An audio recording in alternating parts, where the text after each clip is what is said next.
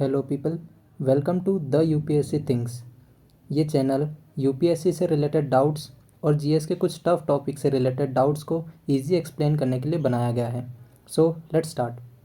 आज बात करेंगे nominal exchange rate, real exchange rate और परचेसिंग पावर पैरिटी।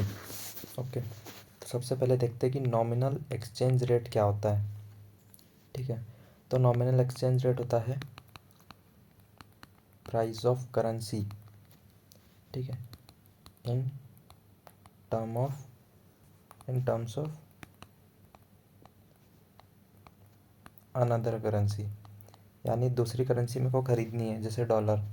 ठीक है, तो उसके लिए मुझे अपने करेंसी के कितना प्राइस देना पड़ेगा। ठीक है, जैसे कि मेरे को $1 ख़रीदना है, तो मान लीजिए कि 70 रुपये देने पड़ रहे हैं। तो मैं क्या कहूँगा कि जो NER है वो कितना है, $1 इक्वल टू ₹70। ठीक है, अब जो नॉमिनल एक्सचेंज रेट है उसे लिखने का जो स्टैंडर्ड फॉर्मेट होता है वो होता है कि हम ऊपर लिखेंगे अब्रॉड की करेंसी, जिस कंट्री से भी हम कंपेयर कर रहे हैं, और नीचे आएगी डोमेस्टिक। ठीक है, ये मैं क्यों बता रहा हूँ, क्योंकि जो इकोनॉमिक्स के क्वेश्चन होते हैं उसमें आपसे पूछ सकता है कि अगर बताइए कि अगर नॉमिनल एक्सचेंज रेट बढ़ रहा है तो इकोनॉमी पे क्या इम्पेक्ट होगा। तो आपको कम से कम ये तो पता होना चाहिए कि यार ये बढ़ रहा है, इसका मतलब क्या है। ठीक है, तो NER का मतलब होता है अब्रॉड की करेंसी ऊपर, डोमेस्टिक नीचे। अब्रॉड की क्या थी, $1, और हम लोग कितने दे रहे हैं, 70। यानी कि ये जो नॉमिनल एक्सचेंज रेट है ये कितना हो गया, ये हो गया 0.014। ठीक है, पर रुपीज़। तो अगर मैं बोलूँ कि नॉमिनल एक्सचेंज रेट बढ़ रहा है तो ये अच्छी बात है। ठीक है, क्योंकि NER का बढ़ना मतलब ये जो ऊपर की वैल्यू है इसका बढ़ना, यानी कि 1 की जगह यहाँ पे 2 या 3 हो जाएगा। तो हमें 70 रुपये में जहाँ पहले $1 मिल रहा था अब 2 या $3 मिल रहे हैं। ठीक है, तो ये अच्छी बात है। ठीक है, और उसी तरीके से या तो डोमेस्टिक करेंसी कम हो जाए, यानी ये भले ही ना बढ़े बट नीचे वाली वैल्यू कम हो जाए, जैसे 70 से 60 हो जाए, 50 हो जाए, तो ये भी अच्छा ही है। क्यों, पहले जो चीज़ 70 में मिल रही थी अब हमको 50 में मिल रही है। यानी कि नॉमिनल एक्सचेंज रेट अगर बढ़ेगा तो ये हमारे लिए अच्छा है। ठीक है, लेकिन ख़राब भी है। कैसे, तो हम आगे जानेंगे। ठीक है, जो ये एक्सचेंज रेट होता है ये किसी चीज़ पे तो डिपेंड होता होगा, यानी कि ये कैसे कैलकुलेट होता है। तो देखिए, ये जो होता है वो मार्केट के अंदर जो डिमांड एंड सप्लाई है उस पर होता है। इन द सेंस, अगर जो मार्केट, एक्सचेंज मार्केट, उसमें डॉलर की डिमांड ज़्यादा है। ठीक है, क्योंकि जब भी हम किसी कंट्री से, जैसे अमेरिका से हम लोग ट्रेड कर रहे हैं, ठीक है, हम वहाँ से कुछ खरीद के ला रहे हैं, तो हमको जो पेमेंट है वो अमेरिका की करेंसी यानी डॉलर में करना पड़ेगा। तो अगर हमारे यहाँ अमेरिका से इम्पोर्ट ज़्यादा हो रहा है, ठीक है, तो अमेरिका के जो डॉलर्स है उनकी डिमांड हमारे यहाँ ज़्यादा होगी, और डॉलर की डिमांड ज़्यादा होगी, तो ये जो वैल्यू है ये और बढ़ती जाएगी। यानी 70 रुपये के बदले हमें 80 रुपये देने पड़ेंगे $1 के। ठीक है, तो इसको क्या कहते हैं, इसको कहते हैं अप्रिसिएशन और डिप्रिसिएशन। ठीक है, यानी कि वैल्यू का बढ़ना अप्रिसिएशन होता है और वैल्यू का घटना डिप्रिसिएशन होता है। कैसे, तो मैं समझाता हूँ। ठीक है, जैसे कि अब ये जो एग्जांपल बताया उसमें डॉलर की डिमांड बढ़ रही, तो डॉलर अप्रिसिएट कर रहा है। इसका मतलब क्या होता है, इसका मतलब ये होता है कि नॉमिनल एक्सचेंज रेट कितना था, 1/70। ठीक है, तो ये हो जाएगा 1/80, यानी अब 80 रुपये दो तब जाके $1 मिलेगा। तो इसको मैं कहूँगा कि जो डॉलर है वो अप्रिसिएट हो गया। ठीक है, ओके, और जो हमारा रुपी था वो बेचारा डेप्रिसिएट कर गया। ठीक है, अब इसमें मैं इतना ज़ोर क्यों दे रहा हूँ, क्योंकि लोगों को कन्फ्यूज़न होता है। जैसे मैं अगर उनसे पूछूं कि बताओ रुपया अगर डेप्रिसिएट हो रहा है तो इनमें से कौन सा सही है, ये वाला या ये वाला, तो वो बोलेंगे यार डेप्रिसिएट मतलब कम होना, तो ये होगा क्योंकि यहाँ पे वैल्यू कम है। लेकिन ऐसा नहीं होता। ठीक है, $1 70 में मिल रहा है ये अच्छी बात है, तो ये अप्रिसिएशन, और $1 80 का मिल रहा है ये गलत बात है, यानी रुपी डेप्रिसिएट हो गया। इसका मतलब ये है कि ये वैल्यू अगर बढ़ती जाएगी तो हम कहेंगे कि रुपी डेप्रिसिएट होता जा रहा है। ठीक है, और अगर हम कहेंगे कि NER पे क्या असर पड़ रहा है, तो आप देख सकते हैं कि अगर नीचे की वैल्यू बढ़ रही है यानी NER घट रहा है। यानी जब नॉमिनल एक्सचेंज रेट घटता है इसका मतलब क्या है, इसका मतलब है रुपी जो है वो डेप्रिसिएट कर रहा है। ठीक है, इतने लिंकेजेस आपको उस समय एग्ज़ाम में भी बिठाने पड़ेंगे। ठीक है, बिकॉज प्रीलिम्स का लेवल अब ऊपर जाते जा रहा है। ठीक है, तो अगर मैं कहूँगा कि नॉमिनल एक्सचेंज रेट कम हो रहा है तो रुपी अप्रिसिएट कर रहा है या डेप्रिसिएट कर रहा है।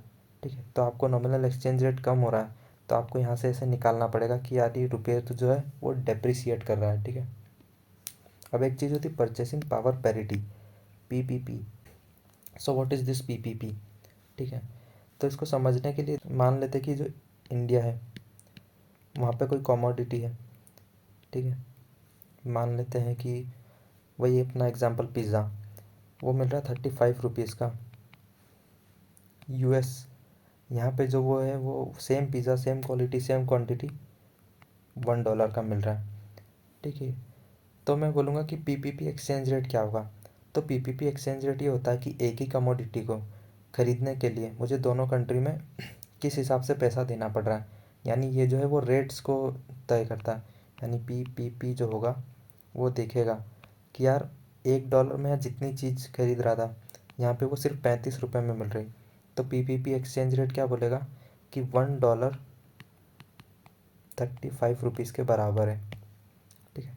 क्यों? क्योंकि ये उस प्राइस को देखता है। ठीक है। हमें सिर्फ प्राइस कंपेयर करना और हमें पीपीपी पता चल जाएगा। ठीक है। यहाँ पर भी स्टैंडर्ड अगर हम रेट देखें तो वो क्या रहेगा? तो इस स्टैंडर्ड जो हम लिखते हैं, लिखने का तरीका वो रहता है अब्रॉड प्राइस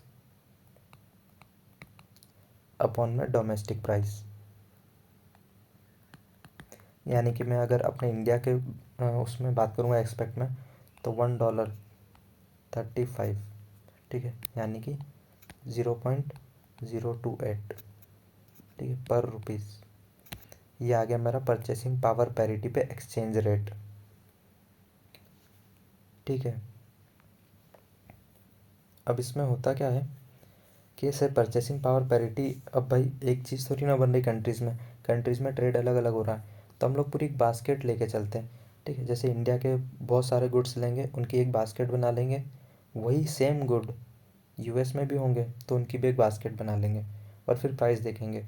ठीक है। जैसे यहाँ पे ये पूरी बास्केट 2000 रुपीज़ की आ रही, यहाँ पे 100 की आ रही।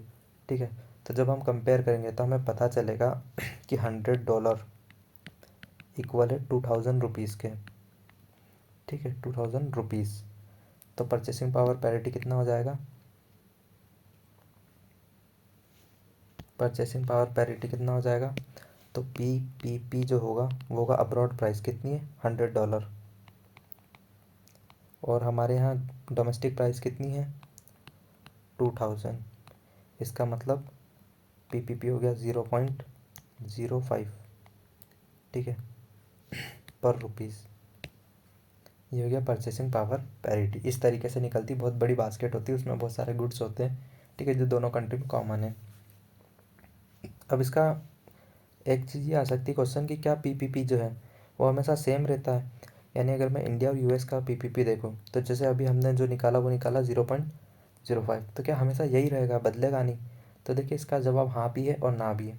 मान लीजिए इन दोनों कंट्रीज़ के बीच ना कोई इन्फ्लेशन हो रहा है ना डिफ्लेशन हो रहा है, प्राइजेस एकदम सेम चल रही, तो अगर ऐसा होगा तो ये भी कभी नहीं बदलेगा, क्योंकि ये जो हमने कंपेयर किया ये प्राइजेस है। अगर ये बदल नहीं रही तो ये रेशियो हमेशा कांस्टेंट रहेगा। ठीक है, सेम। लेकिन अगर मान लीजिए कि ये जो था मैं इंडिया, यहाँ पे महंगाई आ गई और ये 40 या मान लीजिए पूरा 70 ही हो गया। ठीक है, तो फिर क्या होगा? फिर ये पीपीपी जो है वो बदल जाएगा। ठीक है। अब नेक्स्ट जो होता है real exchange rate. So real exchange rate क्या होता है? रियल एक्सचेंज रेट जो होता है, ठीक है, वो होता है नॉमिनल एक्सचेंज रेट अपॉन में पीपीपी रेट। ठीक है, इसको मैं ऐसा भी लिख सकता हूँ, nominal exchange rate divide by PPP rate. अब नॉमिनल एक्सचेंज रेट कितना हमने लिया था एग्जांपल में? 1/70। लेकिन ये वाला रेट कितना निकला था? 1/35, बिकॉज ये प्राइसेस पर डिपेंड करता है। इसको हम सॉल्व करेंगे तो ये निकल के आएगा 1/2। यानी रियल एक्सचेंज रेट कितना है? 1/2। ठीक है। जो रियल एक्सचेंज रेट है वही ट्रेड कम्पिटिटिवनेस के भी इक्वल होती है। ट्रेड कम्पिटिटिवनेस, ठीक है, दो कंट्रीज़ के बीच कितना है? तो 1/2। ठीक है, इस पर्टिकुलर एग्जांपल में। अब ये ट्रेड कम्पिटिटिवनेस क्या करती है? तो देखो, अगर ट्रेड कम्पिटिटिवनेस 1 से कम है, ठीक है।